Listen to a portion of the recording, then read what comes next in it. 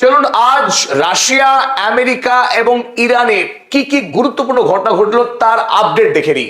প্রথমেই আমরা দেখব আজ সৈয়দ আব্বাস আরাগচি ইরানের বিদেশ মন্ত্রী সাক্ষাৎ করলেন রাশিয়ার প্রেসিডেন্ট ভ্লাদিমির পুতিনের সঙ্গে। এই গুরুত্বপূর্ণ সাক্ষাতে কি ঘটলো দেখে নেব। 2 নম্বরে আমরা দেখব আমেরিকা যুক্তরাষ্ট্রের রাষ্ট্রপতি ডোনাল্ড ট্রাম্প গত রাতে 1 ঘন্টার একটি দীর্ঘ সাক্ষাৎকার দিয়েছেন টম অ্যালেন তাকে গুলি করে হত্যা করবার চেষ্টা করবার পরেই। আর সেই সাক্ষাৎকারে উঠে এসেছে টম অ্যালেনের চিঠি। কি কারণে টম অ্যালেন ডোনাল্ড ট্রাম্পকে খুন করতে চেয়েছিলেন সেই কথা টম অ্যালেন নিজেই লিখেছেন চিঠিতে। দেখব সেই খবর।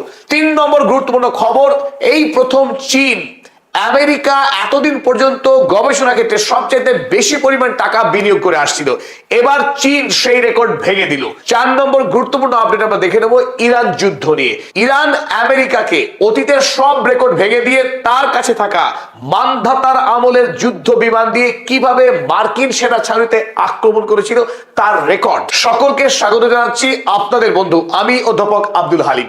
চলুন শুরু করা যাক। প্রথম গুরুত্বপূর্ণ আপডেট, রাশিয়ার প্রেসিডেন্ট ভ্লাদিমির পুতিনের সঙ্গে আজ ব্যক্তিগত বৈঠক সেরে নিলেন ইরানের বিদেশ মন্ত্রী সৈয়দ আব্বাস আরাগচি। তারা দুজন যখন মিট করেন আপনারা দেখতে পাচ্ছেন কিভাবে ভ্লাদিমির পুতিন উষ্ণ অভ্যর্থনা জানাচ্ছেন ইরানের বিদেশ মন্ত্রীকে।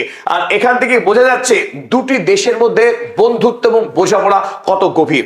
যাক আমরা কথায় আসি। আজ সৈয়দ আব্বাস আরাগচি ভ্লাদিমির পুতিনের হাতে তুলে দিয়েছেন ইরানের 3 পর্যায়ের যে শান্তি প্রস্তাব। আমেরিকার সঙ্গে ইরান কিভাবে শান্তি চুক্তি করতে চাইছেন, ইরানের অবস্থান কি, সেই বিষয়ে সবিস্তার কথা হয়েছে ভ্লাদিমির পুতিনের সঙ্গে। আর ভ্লাদিমির পুতিন আব্বাস আরাগচিকে আশ্বস্ত করেছে এই বলে ইরানকে সব রকম সাহায্য করতে প্রস্তুত, সমগ্র মধ্যপ্রাচ্যের স্বার্থে কাজ করবে রাশিয়া, একথা জানিয়েছেন। এবং আমেরিকা এবং ইরান তারা যে শান্তি চুক্তি সম্পাদন করবে আগামীতে, সেই শান্তি চুক্তির গ্যারান্টার হিসেবে রাশিয়া দায়িত্ব নিতে চেয়েছে।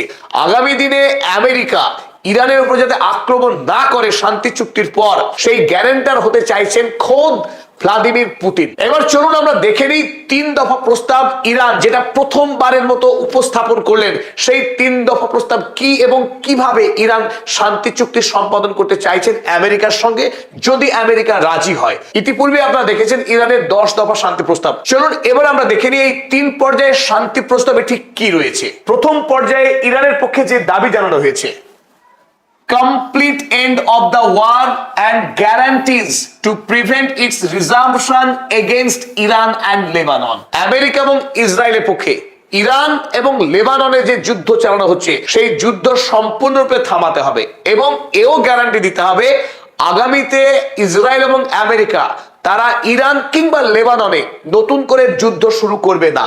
যদি এই প্রথম পর্যায়ের দাবি আমেরিকা সম্পূর্ণরূপে পালন করতে সক্ষম হয়, তাহলে আলোচনা দ্বিতীয় পর্যায়ে উন্নীত হবে। দ্বিতীয় পর্যায়ে দাবি করা হয়েছে, the second stage would see the parties discuss the management and administration of the critical marine choke point Strait of Hormuz।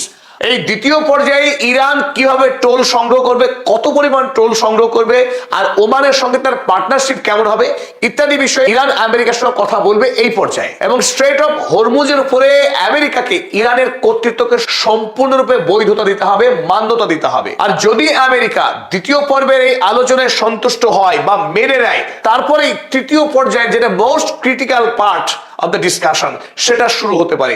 সেই ক্ষেত্রে কি রয়েছে চলুন আমরা দেখে নিই। এবার Iran will discuss the nuclear issue with America. তৃতীয় পর্যায়ে এসে এতদিন পর্যন্ত আমেরিকা যে দাবি জানিয়ে এসেছিল ইরানকে দীর্ঘ সময়ের জন্য পারমাণবিক অস্ত্র বানানোর কোনো অনুমতি দেওয়া হবে না, তো সেই বিষয়ে ইরানও কথা বলতে প্রস্তুত আমেরিকার সঙ্গে। তবে সেটা 3 নম্বর পর্যায়ে যদি আলোচনা গিয়ে পৌঁছায় তবেই। আব্বাস আরাগচি পুতিনের কাছে এই 3 পর্যায়ের প্রস্তাব পেশ করবার আগেই তিনি পাকিস্তানে ওই একই প্রস্তাব পেশ করে গিয়েছেন, যাতে করে পাকিস্তান আমেরিকার কাছে এই প্রস্তাব পৌঁছে দিতে পারে। এবার চলুন দেখে নিই আমরা দ্বিতীয় গুরুত্বপূর্ণ আপডেট। গতকাল সারাদিন বিশ্বব্যাপী যে খবরের চর্চা হয়েছে, ডোনাল্ড ট্রাম্পকে একজন আততায়ী খুন করবার চেষ্টা করে ব্যর্থ হয়েছিলেন। আর সেই আততায়ী এখন আমেরিকার পুলিশ হেফাজতে রয়েছেন। তবে তার কাছ থেকে একটা গুরুত্বপূর্ণ চিঠি পাওয়া গেছে, যে চিঠিতে এই টম অ্যালেন 31 বছর বয়সী একজন অত্যন্ত মেধাবী ইঞ্জিনিয়ার, যিনি একটা সময় নাসাতেও ফেলো হিসেবে কাজ করেছেন, তিনি এই চিঠিতে স্পষ্ট করে জানিয়েছেন কোন পেডোফাইল, কোন রেপিস্টকে আমেরিকার গুরুত্বপূর্ণ আসনে তিনি দেখতে চান না। পেডোফাইল অর্থাৎ কিশোরী মেয়েদের উপরে যৌন নিপীড়নকারী ব্যক্তি, ধর্ষণকারী ব্যক্তিদেরকে তিনি আমেরিকার সর্বোচ্চ আসনে দেখতে চান না। তাই তিনি বন্দুক হাতে তুলে নিয়েছেন বিজ্ঞান ছেড়ে। আর এই প্রশ্নগুলি খোঁজ করা হয়েছিল ডোনাল্ড ট্রাম্পকে গতকাল সিবিএস সংবাদ সংস্থার 60 মিনিটের একটি সাক্ষাৎকার অনুষ্ঠানে। সরাসরি সঞ্চালিকা জিজ্ঞাসা করেছিলেন ডোনাল্ড ট্রাম্পকে, তিনি কি নিজেকে পেডোফাইল মনে করেন, তিনি কি নিজেকে রেপিস্ট মনে করেন, তিনি কি নিজেকে রাজা মনে করেন। একটার পর একটা বাউন্সার ধেয়ে আসে ডোনাল্ড ট্রাম্পের দিকে। স্পষ্টতই গভীর অস্বস্তিতে পড়ে যান ডোনাল্ড ট্রাম্প এবং তিনি বলতে বাধ্য হন, I am not a paedophile, অর্থাৎ আমি কোনো কিশোরী মেয়ের যৌন সর্বনাশ করিনি। You read that crap from some sick person. Donald Trump Tom অ্যালেনকে, যিনি বন্দুক হাতে খুন করতে গিয়েছিলেন, তাকে অসুস্থ ব্যক্তি বলে অভিযোগ করেন। তিনি এও বলেন যে I am not rapist, I did not rape anybody, যে আমি ধর্ষণকারী নই। আমেরিকার রাষ্ট্রপতিকে বলতে হচ্ছে সাংবাদিক সম্মেলনে যে তিনি ধোয়া তুলসী পাতা, তিনি ধর্ষণকারী নন। আর সেই মুহূর্তে সঞ্চালিকা অভিযোগ করেন যে তার সঙ্গে এপস্টিনের একাধিক ফটো রয়েছে, এপস্টিন ফাইলের অসংখ্য জায়গায় তার নাম উল্লেখ আছে। তাতেও তিনি স্পষ্টতই বিব্রত হন এবং সেই সাক্ষাৎকারকে তড়িঘড়ি সমাপ্ত করতে বলেন। আর এতেই আজ সারাদিন এক্স হ্যান্ডেলে 6 লাখ হয়ে যায় সেই সাক্ষাৎকারের মুহূর্তগুলো। ডোনাল্ড ট্রাম্পের চরিত্র যাই হোক, অন্তত আমেরিকার সাংবাদিকদের রাজার সামনে দাঁড়িয়ে রাজা তোর কাপড় কোথায় এই কথা জিজ্ঞাসা করার সাহস আছে, আর এই সাহসকে কুর্নিশ না জানিয়ে পারা যায় না। চলুন এবার আমরা চীনে ফিরে আসি। বিশ্বকে চমকে দেওয়ার মতো অসংখ্য সম্ভার রয়েছে চীনের কাছে। গতকাল চীন একটি পরিসংখ্যান প্রকাশ করেছে, যে পরিসংখ্যানে স্পষ্ট দেখা গেল China has officially surpassed the United States in overall research and development spending. চীন এখন ধারাবাহিকভাবে বিভিন্ন ক্ষেত্রে আমেরিকাকে হারিয়ে দিয়ে সামনে এগিয়ে চলেছে। এবার বিজ্ঞান এবং গবেষণার ক্ষেত্রে যে বিনিয়োগ, সেই বিনিয়োগেও প্রথমবারের মতো আমেরিকাকে হারিয়ে দিল চীন, investing about 1.03 trillion in technological advancement.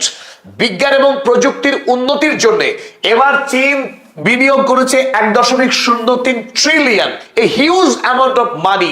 এতদিন ধরে আমেরিকা বরাবর সব থেকে বেশি টাকা বিনিয়োগ করতো বিজ্ঞান এবং গবেষণায়, আর এবার চীন টপকে গেল আমেরিকাকে। আর এখান থেকেই বোঝা যাচ্ছে আগামী পৃথিবীকে নেতৃত্ব দেবে চীন। বিজ্ঞান এখন চীনের হাতে। চলুন এবার চতুর্থ গুরুত্বপূর্ণ আপডেট দেখে নিই। গত 25শে এপ্রিল আমেরিকার একটি বিশিষ্ট সংবাদ সংস্থা এনবিসি তারা গোপন তথ্য ফাঁস করে জানিয়েছে এখনো পর্যন্ত আমেরিকার পক্ষে ইরান যুদ্ধে যতটুকু ক্ষয়ক্ষতির কথা স্বীকার করা হয়েছে, ক্ষতি হয়েছে তার থেকে বহুগুণ বেশি। Iran caused more extensive damage to US military bases than publicly known. মধ্যপ্রাচ্যের মার্কিন সেনা ছাউনিগুলোর উপরে যুদ্ধকালীন সময় ইরান যে ভয়ঙ্কর ক্ষতি করেছে সেই সম্পর্কে মানুষ কদাচিৎ জানে। যতটুকু জানে ক্ষতি হয়েছে তার থেকে বহুগুণ বেশি। আর সেই প্রেক্ষিতে একটা চমৎকার খবর দিয়েছে এনবিসি। আমেরিকার 1960-এর দশকের তৈরি করা F-5 ফাইটার জেট, আপনারা প্রত্যেকেই জানেন যে বর্তমানে আমেরিকা ফাইটার জেট হিসেবে ব্যবহার করে F-35, যা 5th জেনারেশনের স্টেলথ টেকনোলজির ফাইটার জেট। সেখানে ইরানের কাছে ছিল 60-এর দশকের একটা ফাইটার জেট F-5।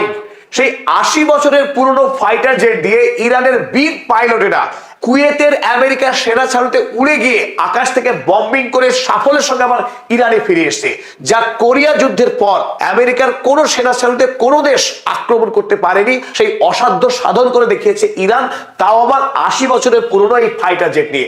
আর এই খবরে স্বাভাবিকভাবেই আমেরিকাকে নিয়ে নতুন করে হাসি ঠাট্টা চলছে পৃথিবীতে। আমেরিকা মোটেই সামরিক দিক থেকে আর অপরাজেয় নয়। ইরান অ্যাসিমেট্রিক যুদ্ধ চালিয়ে আমেরিকার কালঘাম ছুটিয়ে দিয়েছে এবং সমগ্র মধ্যপ্রাচ্যে ইতিমধ্যেই প্রায় $1 ট্রিলিয়ন ক্ষয়ক্ষতি হয়েছে আমেরিকা যুক্তরাষ্ট্রের এই ইরান যুদ্ধে। সকলকে অসংখ্য ধন্যবাদ পদাতিক পরিবারের সঙ্গে থাকার জন্য। এখনো পর্যন্ত যারা পদাতিক চ্যানেল সাবস্ক্রাইব করেনি তাদেরকে আরো একবার অনুরোধ, সাবস্ক্রাইব করুন।